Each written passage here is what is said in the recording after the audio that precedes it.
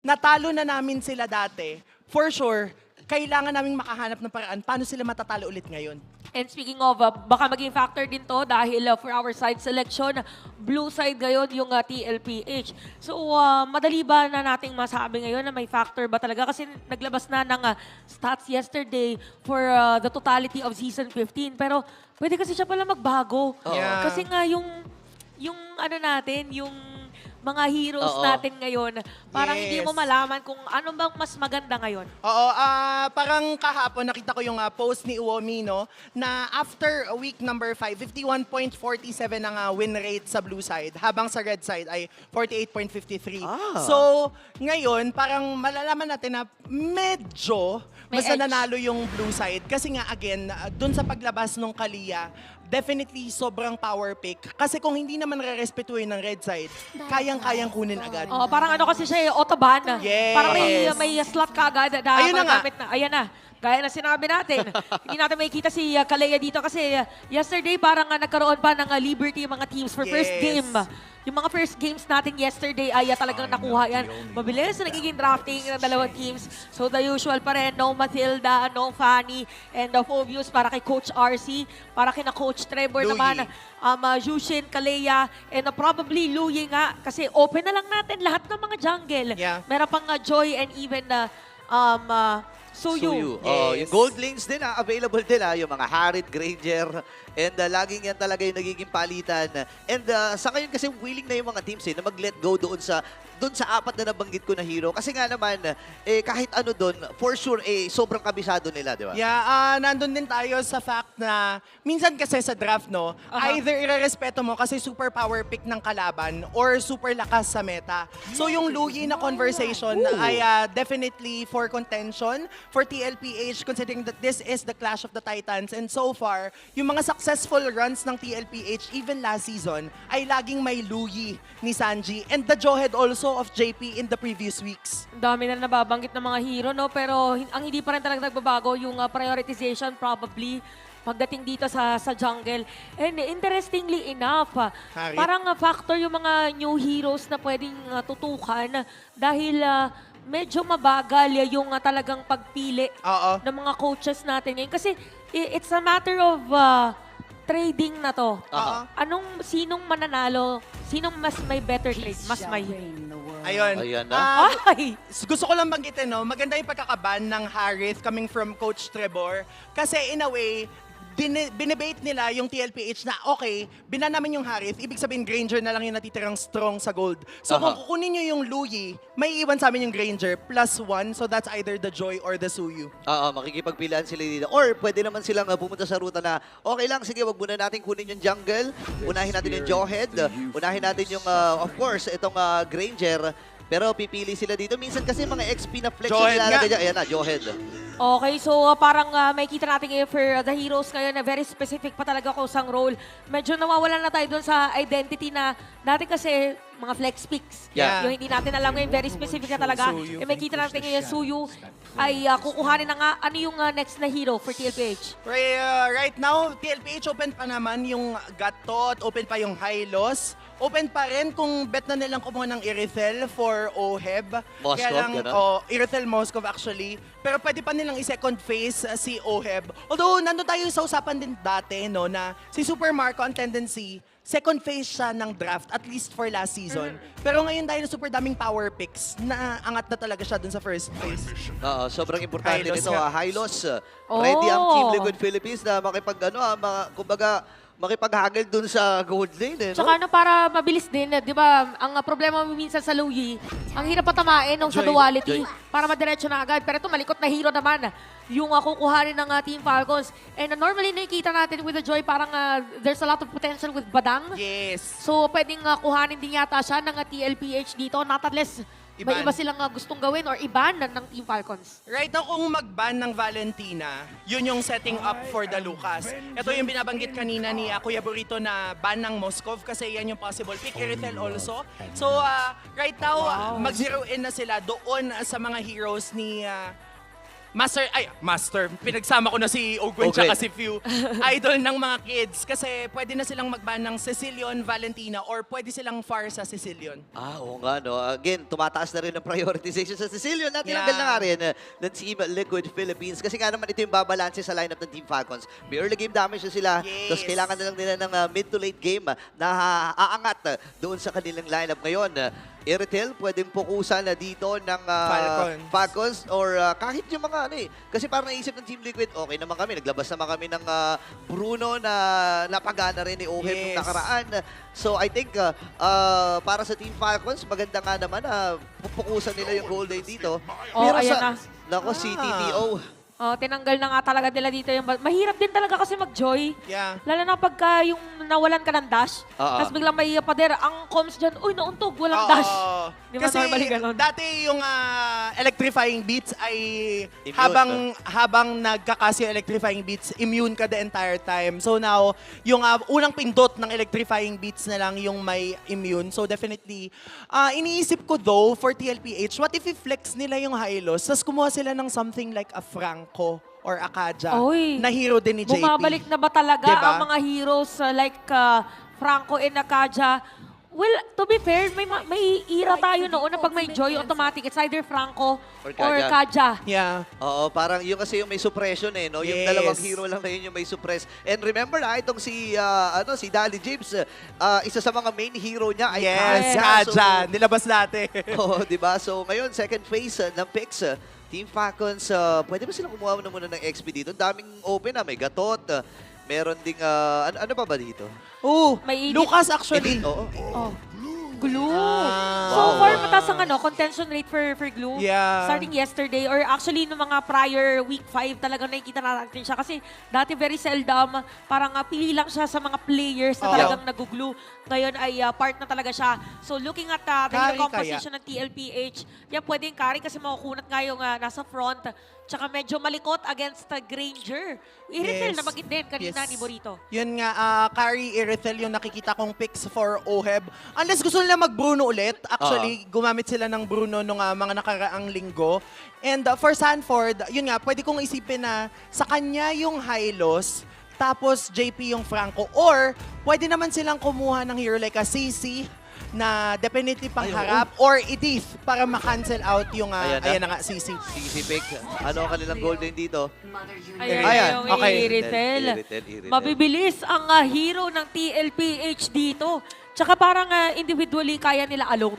Kasi may Yes. pantakas ka, diversion, may pang-dash out ka rin with this Suyu, Glorious Pathway. Yung CC din, parang expect mo kaya Navaria? mag-isa. Yun na nga. Farsa. Farsa. Okay. Ganda na ito. Meron Ang silang ganda ng dunk tapatan. damage. Oo, may dunk damage sila dito. Pang-abot doon sa Iritel bago pa makapwesto. Pero kailangan niya mag-ingat kasi papasok din ang mga heroes ng Team Liquid. Yeah, and kung babalikan natin, it was Rene J noong mga nakaraang linggo also na pinang-counter yung Hylos against sa Farsa. Kasi yung Ring of Destruction, over time lumalakas yung damage output nun. So kapag dinikitan yes. ka nun, malagkit. Tapos madaling makakancel kapag sinuwag nung Hylos yung Feathered Oh, Airstrike. tsaka maiilang ka Yes, bigla. pumuesto. Oh, may ilang ka pumuesto, may ilang ka na parang i-reveal, gamitin yung Feathered Airstrike agad. So, napaka-crucial dito na ang nagiging trend kasi, Feathered Airstrike before anything else. Yes! Dati kasi, may mga Farsa user kasi na Feathered Airstrike to KS. Oo. Diba? Dito, Feathered Me. Airstrike before anything else. So ito, nakikita natin na yung overall scores. Pero kayo ba, ano ba sa tingin nyo ang mangyayari early to mid to late game? Ang dami kasi. Ako, since essentially, inherently, mas malakas yung Jawhead umikot, mas mabilis against Hylos, early stages of the match, kailangan makakuha ng magandang pwesto ni Ogwen para mailang mag-farm itong si Carl TZ. Or, ang gagawa naman nun ay yung side ng TLPH. Okay, huli nagtapat nung dalawang teams natin na nanalo ang TLPH. So ngayon, nagigil ang Team Falcons din kung paano babawi. Kaya natin na tinawag din Clash of the Titans. Hoy, Ano yun? Ano yun? I think nililish ni Ogwen, nakuha lang niya yung orange ni Kyle TZ. So, ayan, alam oo dapat nga. ng TLPH yan. Oh no, may orange buff dito si Ogwen. Siguro hindi niya rin in-expect no na... Yung missiles kasi. Oh, masakit kasi yung spark Yes. missiles eh. Oo, tsaka hindi mo napipigilan. Ayun, kagaya Ayun, yan. oo. Oh, regardless, yung mga natatamaan sa harap, yun na talaga yung mapupuntahan nun. So, there's gonna be a delay. Tama para dito sa side ng Team Falcons, specifically sa rotation. Pero depende kung paano sila makakapag-compensate ngayon sa laban na to. Ang ganda ng ginawa ni Ogwen doon hininarangan niya talaga yung mga kasama dito ng Team Liquid Philippines para nga hindi magulo itong si Kyle. Kasi alam nila na may delay talagang naganap, di ba? Oo. Uy, Pero gusto ko lang din pansinin, no, thrill ang emblem na meron si Ogwen, ang talent na meron siya sa first, and for Carl TZ, killing spree ang kanyang gamit. So definitely, if you are the Suyu, you would want na early pa lang makikipagbalagbagan ka na kasi wala yung damage ng impure rage. Wait lang gusto ko sabihin nag-flicker si Ogwen at si Sanji doon sa may bandang gitna. So, may mga kits na kagad na nagamit. Oo, napakadami nangyari, kagaya sa bottom lane. Okay, nag-flying beats mula kay Kyle. Kaya lang wala pa rin naman masyadong damage dyan. Bumili ka na ng anti-huggy spray. Oo, kahapon may nakita din tayo pagkadiretso. Walang Oh, wait lang, flicker. para nakasalubong yata. Ako, diniretso ka agad! Soul Sever from Car TZ. Nakaisa na kaagad ang batang kambing. Oo, narinig na natin nagme agad. Ito, diretso din yata with this turtle. So, parang hindi na yata makakapag-contest Kita si Kyle. kasi medyo na-delay na rin yata. Pero tinan natin kung ipipilit ang Falcons. Hirap dito natali! ako natali ng Yoyo. Ayan na si Sanford. Yuyu na habang split from Flap TZ. Pero Diversion. makakatras muna. Level 4 lang dito si Kyle TZ. Pwede actually guluhin dito ni Daddy Japes. Oo. Alam mo, ang ganda ng ginawa doon ni Sanford from that curtain call kasi plinano ni Kyle TZ na mag-dash with the sayaw na meron siya Rhythm. yung Rhythm of Joy. Pero dahil natali siya with the curtain call, hindi siya nakapag-dash papasok, hindi nila nakuha yung unang pagong. And in a way, na-delay ng very light si Kyle TZ doon sa ganap na yun. Oo, probably ano din yata, isa rin yung sa mga dahilan kung bakit yung kinuha Ganda. na hero dito. Opa, salubong agad. Level 6, level 4, Carl TZ ay nandito. Then, tinamaan Wow! ng circle. Pero si Carlito ay makakadalawa. Few with a kill. Atras muna si Kyle TZ dito. Pero tinamaan din. Tumaka-vertical mula kay Carlito. Double kill para sa kanya. Oh, from Carlito to the Great to Carlito the Goat. Nagpa-farm ngayon ng mga kills against Team Falcons. Kasi kung titignan nyo, lahat ng kills ay sa kanya, hawak niya. Yeah. Oh. Right now, nandun tayo sa point na si Carl TZ, the Young Goat nga ang nagpapakitang gilas for TLPH. Gusto ko lang din pansinin na nung clash na yon ay napa-flicker si Few. Yun yung sinasabi natin kanina na untog. So, walang flicker si Few. Pagpasok ng second turtle, so alam yon ng TLPH entering that fight. Oh, grabe din yung tiwala din ng mga nanonood kasi community prediction Uy, natin 70%. diversion. Oh, wait lang. Ay! Ay! Nahuli ng dalawa. Nailapag yung Glorious Pathway. Atras muna si Kyle Feather TZ. their Feather side. mula kay Few. At nasa Niba na nga rin. Itong, sino itong nasa Niba? Si Sanford, nagamit niya yung kanyang vengeance. At si Ogen ay napaflicker din. Sanji, naku, nino-normal din. Dispersion rotation mula dito kay Sanji.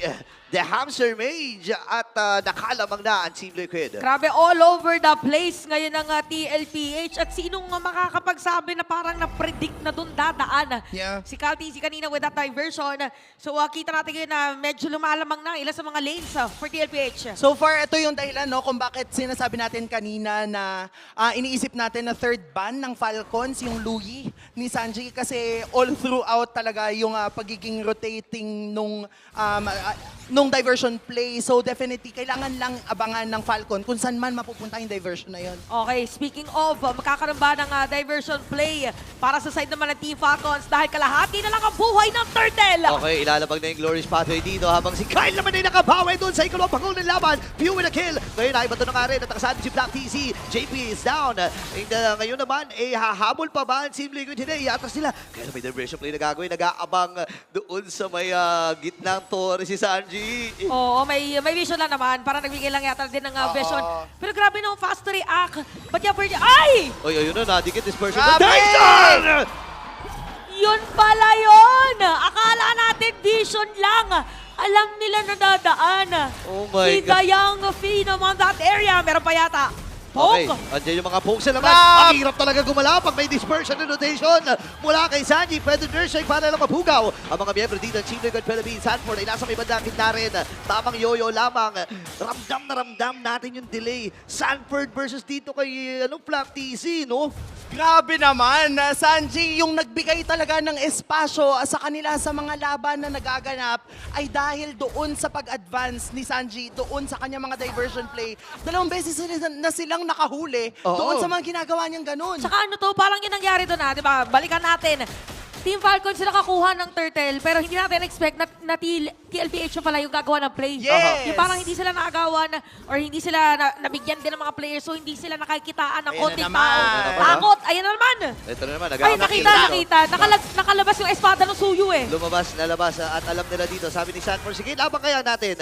Pero nagamit yung curtain call. Atras muna dito ang Team Falcons. Ayaw din nila makipagsabayan sa Team Liquid at kailangan din piliin nila kung ano yung mga team fight na kanilang lalabanan. Oh, paano setup ba ang kailangan gawin ngayon na Antianara ng Team Falcons? Kasi nakita naman natin kanina na kaya din nila Yes. na magbigay ng damage. Ang naisip ko lang ay Yung hindi na ganyan muna. O yan na, naisip na rin ni Ogen na ibutong agad dito si Danny James habang nabababaran din yung Rectifying Beat Super Marco with a kill. Atras muna dito ang Team Liquid Philippines. Carlito nag-aabang ng pagkakataon. Andun yung Concede. rotation. And this time ay concede ay ginamit din. Flap ay nakita doon sa may pixel. Pero hawak pa rin nila itong pagong ha. Diversion. Oh, ayun na naman. Biglang may nagte-teleport na Sa likod. naman yata. Sa likod sila manggagaling dito ha. Ayan na pa. Pasok na! At ang idol ng mga kids na naging target. Buti nila nakapag-flicker Curtain siya. call. Pero nagamit yung curtain call. Aabot na si Q. Siso. Ay late ang buhay niya dito pero pipilitin ni Sanford na habulin at mapatay. Super Mario ay nakakuha din ng kill niya rito. Binalik, And this binalik, time, si binalik! Carlito ang sasaniba ni Flap. Dating magkamatay, ngayon magkalaban ha. At ngayon ay shutdown mula dito kay Flap TZ at ihahagisin pabalik. Itong si JP, kaya alam na bababaran na. Itong si JP, Ohem ay nakapitas din. Para ibibilit yata nila dito. Although may retribution ba? O wala retribution si KLTC, kaya i-reset muna ng Team Falcons. And grabe ngayon yung sagutan ng dalawang teams. Oo. Kanya-kanya silang targeting ngayon. Parang alam mo na, eto ang babantayan mo. Eto tutukan mo to. Eto sasabunutan mo. Ayan na naman. Ito na naman, ako may sabunod na nagagawin. Nag-split split na nga rin. Tumama yung stun, Feather Strike. Mula dito sa idol ng mga kids, yung pagong ay makukuha din ng Team Falcons PH. Napagandang pagbawi mula sa kanila. Grabe tong laban na to. Labanan to ng pagalingang mang micro. Yes. Habang ginagawa yung macro. Kaya naman 6-8 ating score, 8 minutes sa ating laban. Anything ba? Nakakaiba para dito sa mga players. Right now, nandun na tayo sa point na meron ng Sky Piercer, si Super Marco. So, i-expect natin nasasama na siya sa mga team fight. But then, for Team Falcon, kailangan lang nilang i-replicate yung ginawa nilang play. Kahit si JP, nandito na tayo, na kaya na nilang i-burst down. So, Ogwen, yung espasyo na kinukuha niya, yan yung magiging crucial para sa koponan ng Falcons. Ito na yung mga moments na parang maisusulat na talagang hindi na muna maghihiwalay ang ilan Diversion. sa yan na naman. Yan na naman, diversion play. Hey! Nakasalubong nila dito si Flap TC. Baka kami naman ng split build, yes sir. Pero si Ogen doon sa may bandang likod, kailangan niyang umatras. Flap TC as well. Lumayo na nga rin lang. Round 2 ba si Mew? Nag-aabang dito. Tamang lipad-lipad lang. Pero baka maaabutan siya dito ni Carl TC ha. Grabe yung tapang ng dalawang teams natin. Grabe din yung disiplina kasi yung mga ganon. Normally, pag yung mga nanonood ngayon, pag nakakita ng ganon, diretso team fight na eh. Oo. Pero ito parang meron silang gentleman's call na okay. Wala. Wag na lang. Wag muna. Oo. Yun nga eh. Tsaka ngayon si Carl TC, napakaganda rin na nagiging laro. At gamit na gamit niya yung killing spree na emblem ha. Yeah. Isa to sa mga umaangat na rin ngayon. Oh, no? kahapon nakikita na natin, even nasa Granger, meron din nag-killing spree. Yeah, kasi kahit wala yung damage na meron yung Impure Rage, yung beauty ng Killing Spree ay every 30 seconds meron kang nadadagdag na attribute and sobrang Oh, crucial yun, nun! Ayan na, nabigyan ka agad yung Yankot. Ang gandang paghagis mula dito kay Ogen. And ito yung threat talaga kapag merong Johed. No? Kung sino man ang may ejector, Rekto na. matik rekta din si. Oo, at saka binaburst agad. At saka nakakita kasi tayo nakapag-build na si Supermarket, if I'm not mistaken, na kanyang Sky Piercer. So napaka-crucial nito. Kasi for Team Falcons ngayon, pwede naman nila salubungin kung nasaan. Ayan na, Lord. Magkagaling si Carty, si 6 seconds, kalahati na lang. Yung buhay ng Lord, ipipilit ba? Naku, pinilit na nga nila dito, malibreng Lord para sa komunal ng Team Falcons. Pero sabi ng Team Liquid, hindi, ilalaban natin sa likod si Sanji dito sa tama normal hitang dito si Super Marco. At nakuha na siya ng ikatlong kill niya. JP ang pinupupog ng mga miyembro dito ng Team Falcons. napakagandang turn mula sa kanila. Dalawa na patay sa side ng TLPH. Torre din dito sa gitna ay pwede yatang kuhanin ng Team Falcons. Ito yung sinasabi nating opening na nakikita ng Team Falcons. Hindi nila nakita si Carl at TZ doon sa team fight na yon. And Sila. kahit nagkaroon ng diversion play, hindi na naging sapat Oh, flicker ay yun. ginamit! Yung Amsel Mage yung binato! Super Marco unstoppable na! Meron pang Lord sa may top. Dito yung Team Falcons. With Sanji down or 20 seconds pa naman. Unang Lord pa lang naman to ng laban pero defendable ba to for TLPH? Feeling ko nandito pa tayo na early pa lang yung Lord, hindi pa to yung Evolved Lord. So kapag sumabog yan, Hala. kayang-kayang depensahan ngayon ng TLPH. Grabe yung zone dito ni Pew. No? Ginamit lang talaga niya yung kanyang Feathered Earthstrike para mailayo. Buti na lamang ay naprotektahan ito ng matagumpay ng Cavalry. Ngayon ay hawak na ng Team Falcons ang kalamangan. Parang dito kinailangan na nila maganda setup. Yeah. Kasi kanina all along early game natin ay lumalamang si TLPH. TLPH. Kinailangan lang pala nila ditong mabigyan ng mga tamang bala Aha. si Super Marco. Oo, kasi ngayon 468 na yung stacks ng kanyang Rhapsody and meron na siyang enough stacks for Skypiercer na mag-proc ng mas maaga. Oo nga, So, considering na Marco is known to be bulletproof, yung Skypiercer magmamax stacks yan for sure. Oo nga pala. Kahapon nakakita tayo ng 70. Oh, wait lang. Okay, ilalaban nila dito. Ibinato na si Daddy JP pero si Ogin Bao na matutulak. Finicker from Pew. Inaabot yung likuran.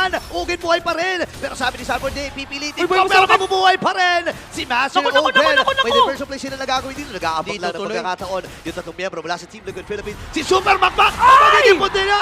Cortese with a shutdown. Pero sabi dito ng Team Falcons, ilalaban ba natin? Walang electrifying beats. Itong si Kyle TZ. Pero si Ogin ay namatay din sa kamay ni Hamster Mage. Pero sabi ni Pew, kailangan mo kong idolin. Pwede na siya nagamit. Una, bigila! Na-cancel! Na Young Goat with the data cancel. Grabe naman! Hindi ko na alam kung ano nangyari. Ano ba nangyari, Andy? Ang ganda ng Ay, ayan ang pag-aabang! nangyari! Tumoverkill na pala! Oh my God! Sabi dito, no one is safe. Kahit yung mga bush, hindi na rin safe. Grabe naman yun.